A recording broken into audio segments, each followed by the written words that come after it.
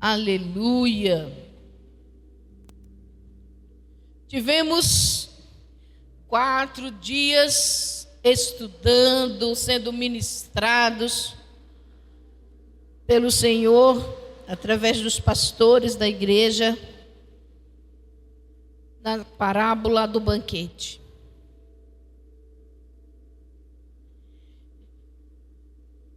E durante todos os dias do feriadão que nos reunimos, eu creio que todos fomos assim tocados por essa expressão de Jesus para explicar o reino dos céus. Quando convidados que já haviam sido comunicados e deveriam estar preparados no momento de seguir para o banquete, se recusaram a ir. Cada qual com suas desculpas e dificuldades, e foram todos deixando o banquete para lá, deixando o convite especial de honra do rei, negligenciando algo pelo qual eles já haviam sido convidados. Muitas pessoas rejeitaram o convite do rei, por isso o rei, ele se volta para aqueles que não tinham sido convidados e manda que seus servos vão buscar os que estão nas ruas. Mas importava que a casa estivesse cheia. Importava que o banquete não fosse desperdiçado. Importava que aos homens fosse ministrado o favor do Senhor. Sem dúvida que nós reportamos essa parábola, esse ato de negligenciar o convite, aquelas pessoas que rejeitaram a Jesus, que não o compreenderam como o Messias, que deviam estar prontas para aquela revelação, mas não aceitaram. Ao rejeitar a Jesus, rejeitaram o convite do reino de Deus. Desprezaram as palavras de Deus. Mesmo estando dentro de uma proposta de Deus para as suas vidas, elas desprezaram a palavra de Deus. Eu quero lhe convidar a abrir sua Bíblia comigo.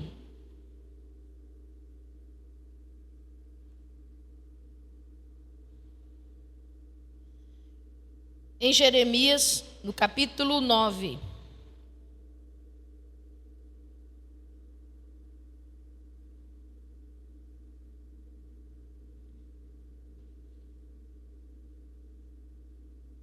Porque todo estudo e todo o tempo que trabalhamos nesses dias, em cima desses pontos específicos da parábola, o banquete, nos despertou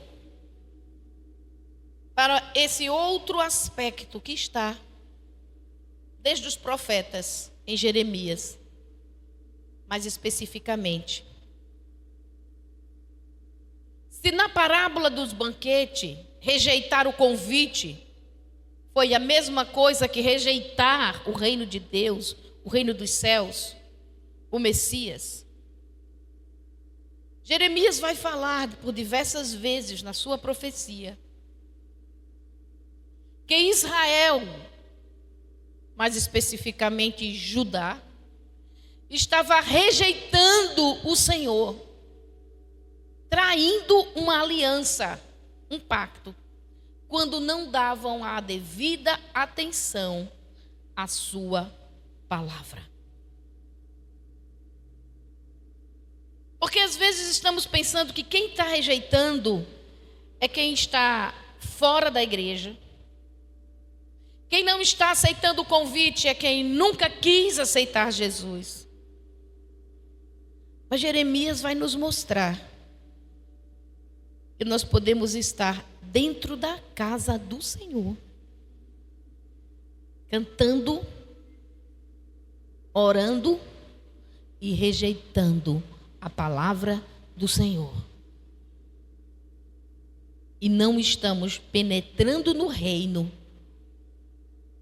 porque não damos a atenção devida ao que o Senhor está falando.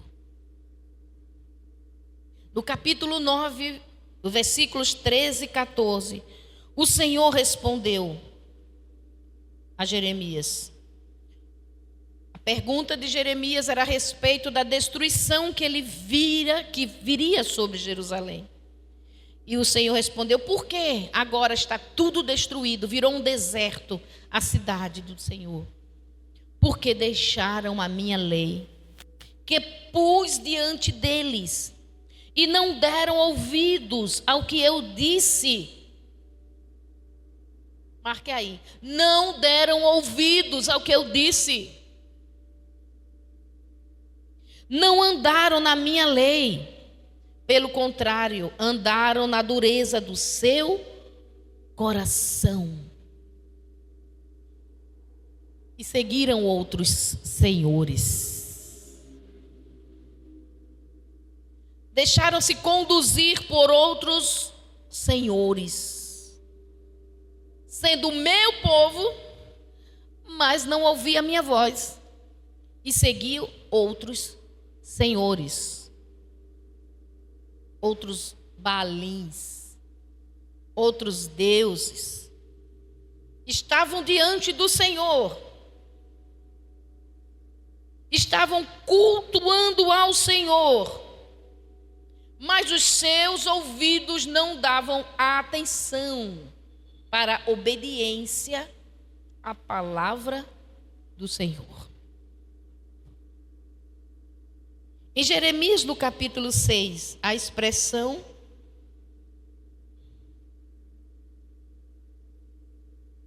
versículo 19, o Senhor diz: ouça, terra, eis que eu trarei mal sobre este povo, o próprio fruto dos seus pensamentos. Por quê? Como diz aí na sua versão, por quê? Não estão atentos às minhas palavras. Eles até vêm, se sentam, eles até escutam, mas não estão. Na segunda-feira já esqueceu tudo. Na segunda-feira já estão correndo atrás das informações do mundo e se apavorando. Eles não estão atentos às minhas palavras. E rejeitam a minha lei. Para que, pois, me serve o incenso de Sabá, a melhor cana aromática de terras distantes? Os holocaustos que vocês oferecem não são aceitáveis. Os seus sacrifícios não me agradam. O Senhor queria antes ouvidos atentos do que bois queimados em sacrifício. O Senhor queria antes corações quebrantados do que o incenso queimado. O Senhor queria que ao sair das liturgias, do pátio do templo, dos dias de festa, depois de trazerem suas ofertas, eles voltassem batendo no peito e dizendo: vamos obedecer a palavra do Senhor. Vamos ter o Senhor como o único Senhor da nossa vida. Vamos nos afastar dos ídolos, vamos nos afastar dos outros senhores, não vamos temer as más notícias. Vamos viver para que o reino do Senhor se estabeleça na nossa vida. Eles não estavam dando atenção. Isso para o Senhor é como rejeitá-lo. É como dizer não ao convite dele. Porque a sua palavra é o melhor alimento que nós podemos comer. ela traz vida em abundância. E Ele libera sobre nós a sua palavra, para que nós possamos nos fortalecer, nos encher e sermos tudo aquilo que o seu propósito tem determinado para as nossas vidas. Mas quando não queremos essa palavra, como estamos dizendo a Ele, tenho mais o que fazer. Tenho mais o que fazer. Mas nos reuniremos na outra semana e cantaremos com a mesma alegria e com o mesmo entusiasmo, mas já esquecidos da palavra que o Senhor nos enviou, da palavra que Ele nos tem dado. E quantas vezes a semana inteira não é tempo suficiente para pararmos e meditarmos na palavra que o Senhor envia para nós no domingo, no sábado, quando nos reunimos. Porque sempre que nos reunimos há uma palavra que é ministrada. E nós sabemos que ao ler a sua palavra é o Senhor que está falando conosco, amém? Mas não damos tempo, porque temos tantas coisas para fazer. Alguns porque tem muita diversão para cumprir, porque precisa ser feliz. Outros porque tem muito trabalho, porque tem muitas contas para pagar. Outros porque estão cansados da luta, da lida diária. Mas o fato, irmãos, é que desapercebidamente nós podemos estar dizendo a Deus: eu estou muito cansado, eu não quero esse banquete. Eu tenho que fazer, eu vou cuidar dos bois que eu comprei, eu vou cuidar do terreno, eu tenho uma esposa nova, jovem, preciso cuidar dela. E cada um deu uma desculpa para não sentar, para não gastar o seu tempo na mesa do Senhor. A palavra do Senhor é alimento, amém? E está sempre diante de nós. E Ele nos deu o Espírito Santo para Ele nos ensinar essa palavra. Então nós recebemos ela quando estamos juntos no domingo. E podemos nos debruçar nela durante a semana toda e sermos alimentados, para sermos fortalecidos. Porque eu não preciso repetir, vivemos dias maus, difíceis. Se não nos focarmos no que Deus nos diz, caímos no engano, caímos em fraqueza, em debilidades espirituais. E depois estamos dizendo: e o Senhor que não nos ouve? Jeremias 18, versículo 9.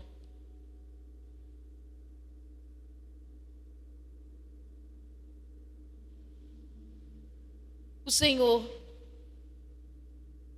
com toda a sua soberania de Deus,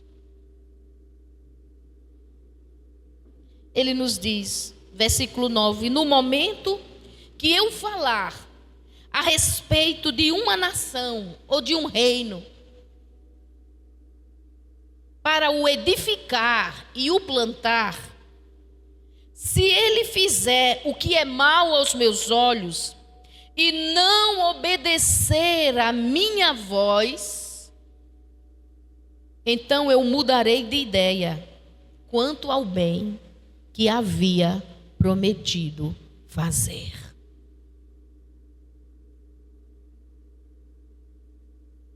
Eu mudarei de ideia. Ele diz: se eu envio a palavra, prometo a bênção, prometo edificar, prometo plantar, prometo fazer prosperar. Mas quem recebe essa palavra quer a bênção, mas não está ouvindo, seguindo a minha voz, só quer o meu poder, eu vou mudar.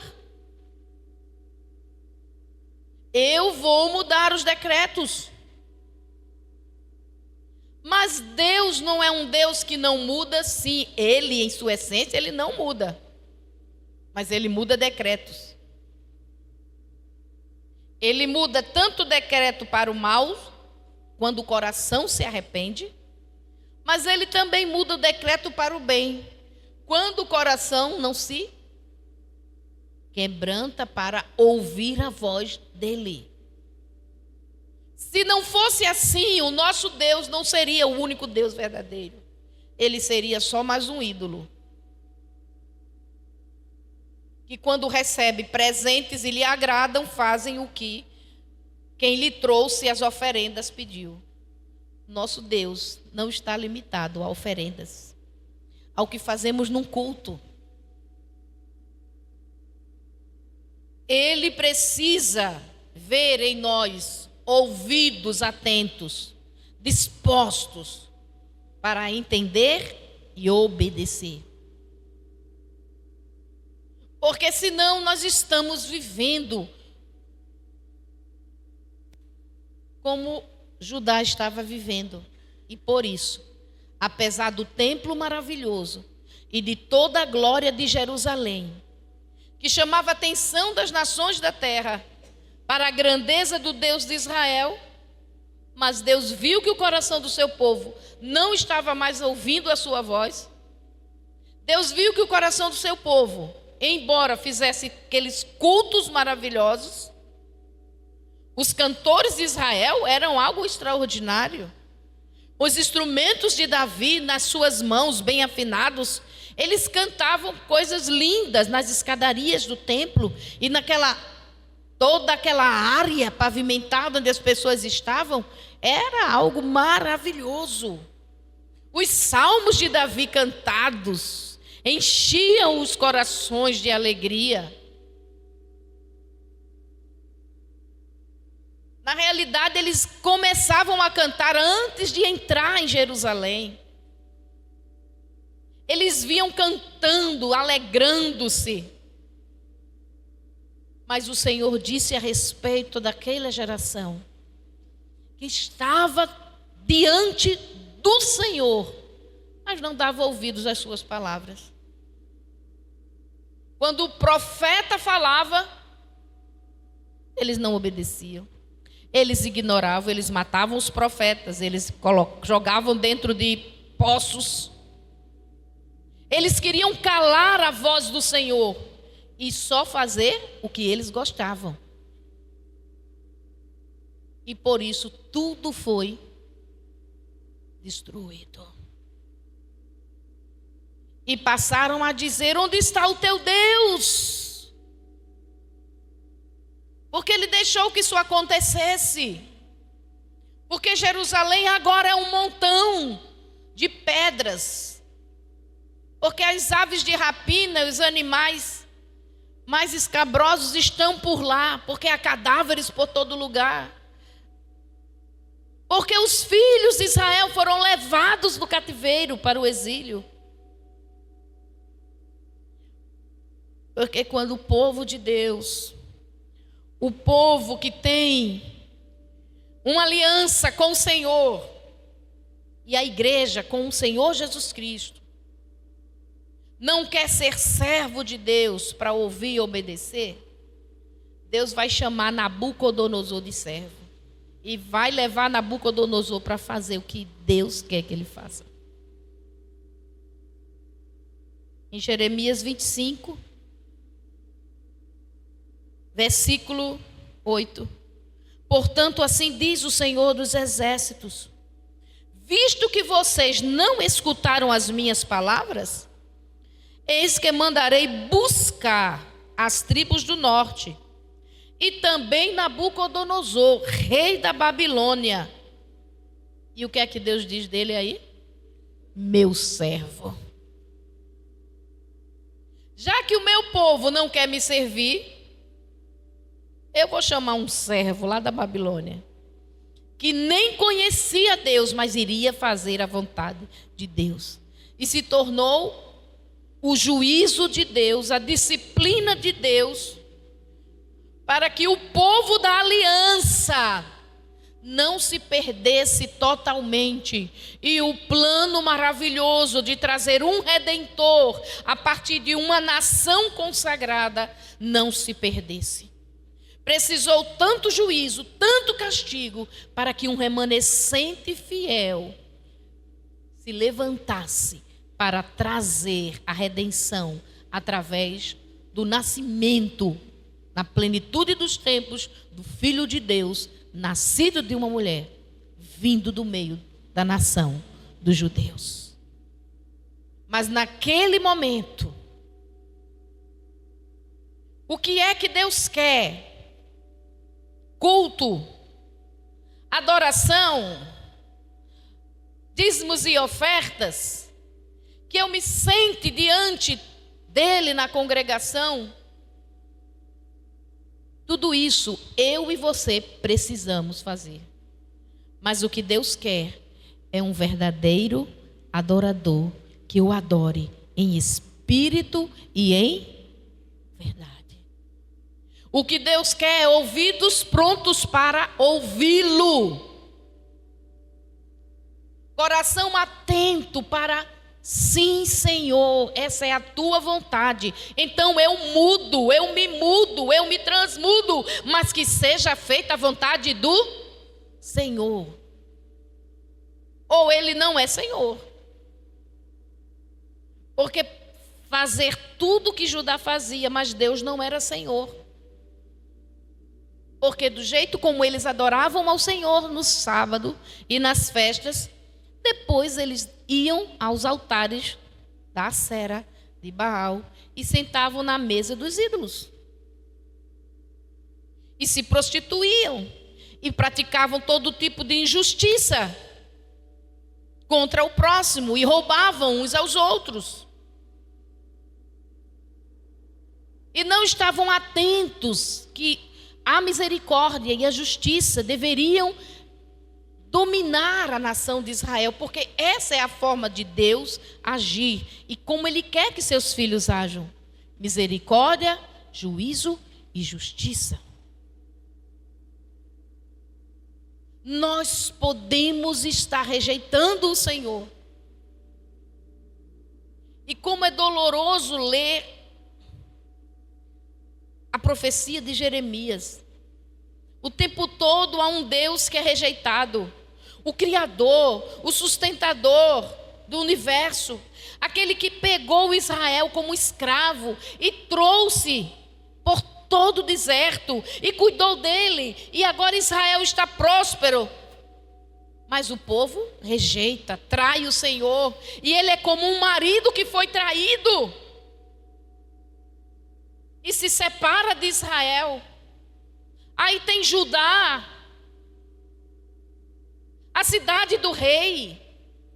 E Deus ali espera. Então agora os de Judá viram o que aconteceu a Israel, vão voltar-se para mim. Mas não, Deus disse, fizeram pior. E o tempo todo na profecia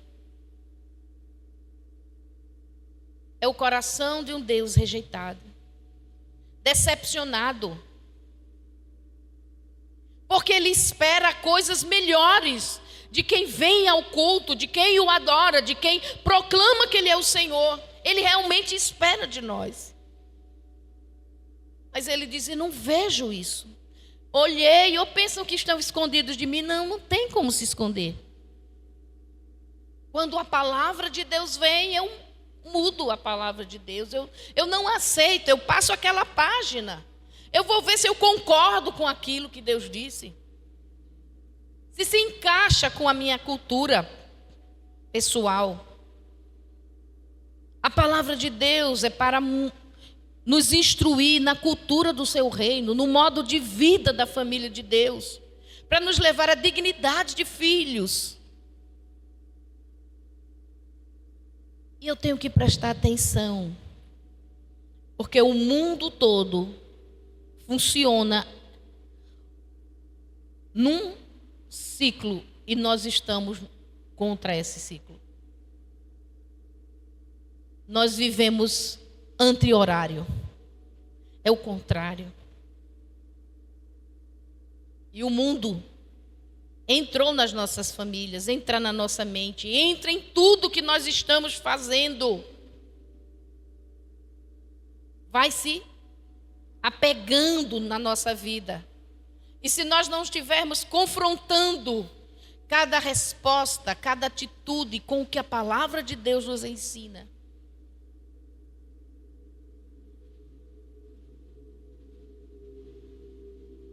outro dia nós estávamos reunidos aqui para o encontro com a palavra. Poucos irmãos encontraram condições de vir para o encontro com a palavra. É uma noite que nos reunimos para ler um capítulo ou uma parte de um capítulo da Bíblia e conversar juntos sobre ele. Não há louvor, não há outra liturgia. Só nos reunimos em um círculo e estudamos as Escrituras. Já estudamos vários livros juntos. E outra noite nós estávamos aqui. E antes de começar, eu estava conversando com a gestora. Estava dizendo a ela que estava cansada. Porque tantas dificuldades. E a minha conversa para ela foi essa. Porque tanta canseira, tanta dificuldade. E falamos assim. Naquele momento, as informações do mundo, da minha própria carne, estavam dominando o meu ser. E aquela conversa, no que eu dizia para ela, eu estava murmurando, em vez de estar dando graças a Deus. Só que Deus viu a conversa. E quando foi no fim da reunião, se pediu a uma irmã para orar. E ela começou a orar e depois Deus começou a falar. E Deus disse exatamente isso. Não diga que está cansado.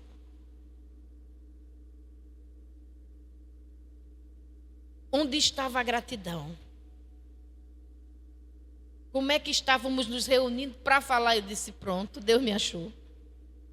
Ele ouviu a minha conversa, baixinho.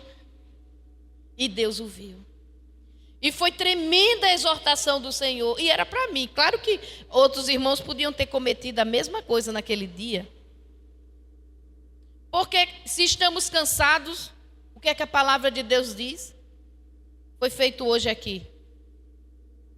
Vai para Jesus, porque ele disse que nos alivia. Não ficar impondo ao irmão o nosso cansaço, a nossa tristeza, a nossa angústia. Aí, quer dizer, eu ficava pior, a irmã começava a ficar preocupada comigo, e isso estava levando o quê para frente?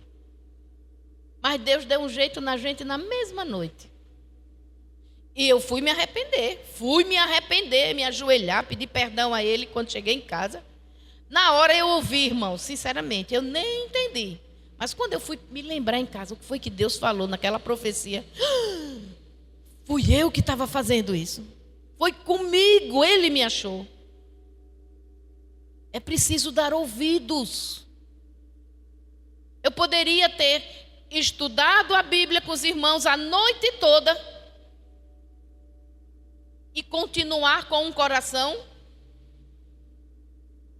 perverso de incredulidade. Porque era isso que estava surgindo do meu coração. Reclamação. Porque Deus não faz, porque não isso, porque era aquilo. Porque... E não havia louvor nem gratidão. E Deus foi tão bom que nos exortou naquele mesma noite. E a gente pôde se ajustar, porque é isso que Deus quer. Que nós nos voltemos para Ele. Ele vai sempre enviar a sua palavra, irmão. Não fique com raiva quando Deus lhe acha, não, e bota o dedo no seu erro. Agradeça, se humilhe e se arrependa. É só o que Ele espera. Volta, Jerusalém, Ele dizia. Volta para mim. Através do profeta Isaías, ele disse, se os seus pecados forem muito, não, volte para mim, que eles serão apagados, eles serão lavados. Ainda que estejam vermelhos como escarlate, ficarão brancos. Nós só não podemos nos fechar para o que Deus diz. Não, isso não é comigo. É comigo. E o que eu faço? Me arrependo. E depois, não repito o mesmo erro. Não continuo na mesma transgressão.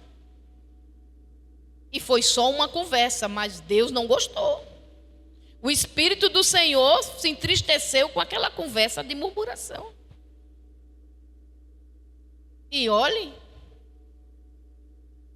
quantas vezes os irmãos me viram ensinando sobre louvar e ser grato. Então a coisa tomava uma dimensão bem pesada para mim, né? Mas nós somos assim. Deus não estava me reprovando, Ele estava me exortando. Agora, se eu me endurecesse, não, isso não foi comigo, não. Isso deve ter sido com a pastora Ruth. Isso deve ter sido com a gestora, não comigo. Não, foi comigo. E eu recebi aquela palavra e fui me humilhar e orar pela madrugada. Me arrependo, Senhor, muda as minhas palavras, cancelo aquelas palavras. O Senhor é quem me dá força e dá força ao cansado. É isso que eu tenho que dizer, o Senhor está me fortalecendo. E se tiver muito pesado, vamos para Jesus, porque Ele diz que nos aliviará. Então eu vou proclamar que Ele me aliviará. E assim eu participo da mesa do Senhor, do alimento do Senhor e sou fortalecida. Porque senão nós estamos entristecendo ao Senhor. E aí? Se nós entristecemos aquele que nos dá a vida e nos dá tudo, onde vamos buscar ajuda e socorro? Aí acabamos com outros senhores, né? Procurando soluções na internet, soluções em conversas com pessoas que às vezes nem amam a Deus, como nós amamos, e caímos em engano, em laços. E é claro que o diabo não vai vir a nós com chifre e com rabo e com garfo. Ele vai vir bem vestido, no formato clerical, parecendo um pastor de ovelhas. Só que ele é ladrão e salteador. E assim ele nos engana, e assim ele nos arrasta. Deus tem zelo por nós, irmãos. Quando Ele usa uma canção, uma pessoa, uma criança, uma situação para nos falar, a voz de Deus pode ser ouvida até olhando o sol brilhar, até vendo a chuva cair. Quando nós ouvimos a voz de Deus e somos confrontados por essa voz, é hora de voltar para o Senhor, se humilhar. Eu falei de algo que é bem corriqueiro. A murmuração nas nossas vidas. Mas há outras coisas que trazem consequências piores para as nossas vidas. E que precisamos cuidar também. Porque nós estamos sempre convidados a comer da mesa do Senhor. Nós estamos sempre diante dEle. E tudo o que Ele quer. Abra sua Bíblia em João 14.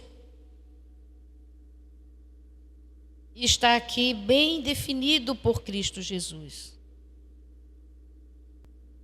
No versículo 1 e 2. O que Deus quer, que Jesus nos mostra através dessa mensagem.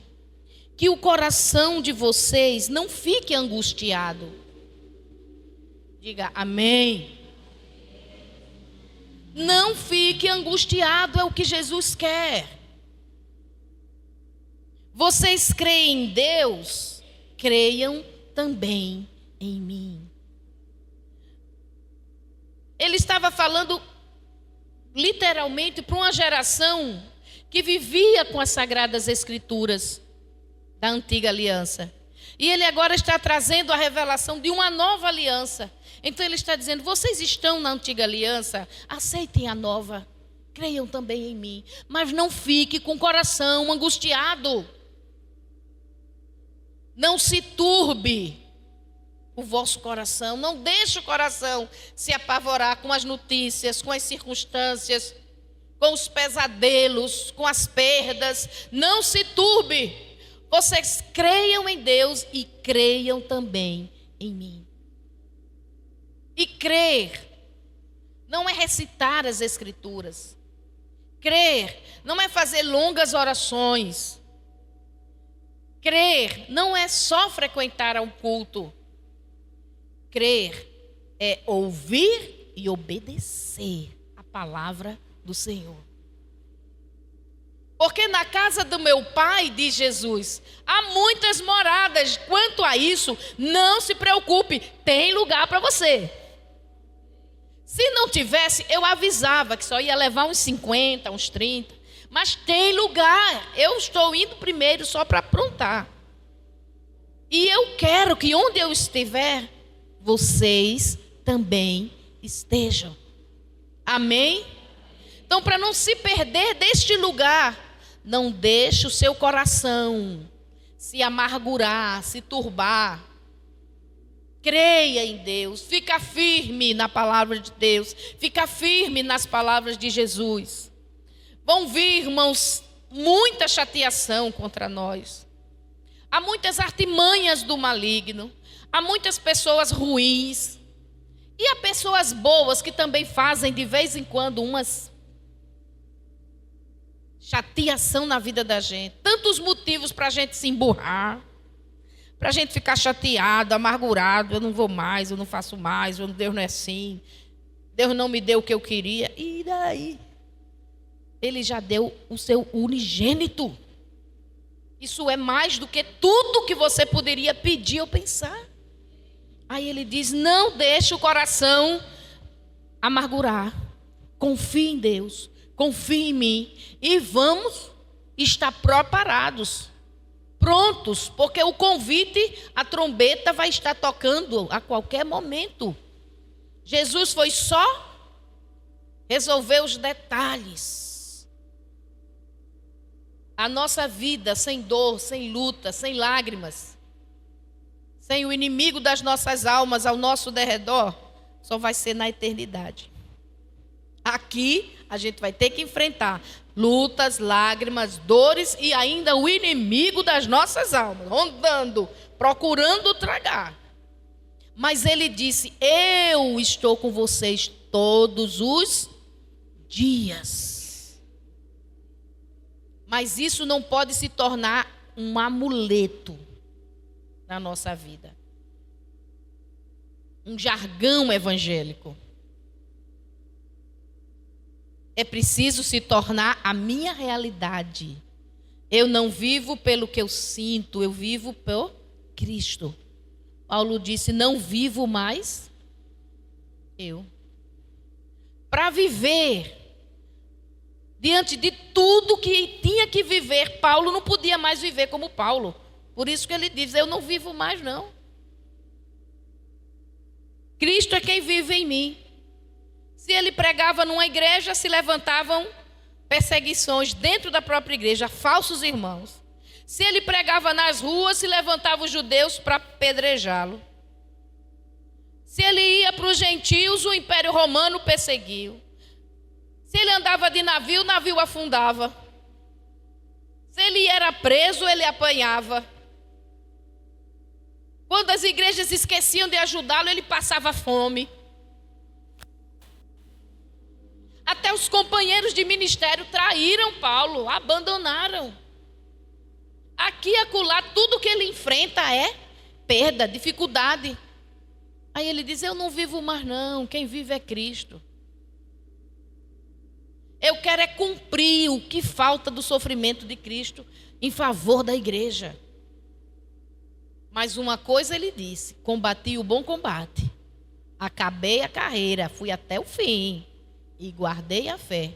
E agora a coroa da justiça está reservada para mim, a qual o justo juiz dará a todos que amam a sua vida.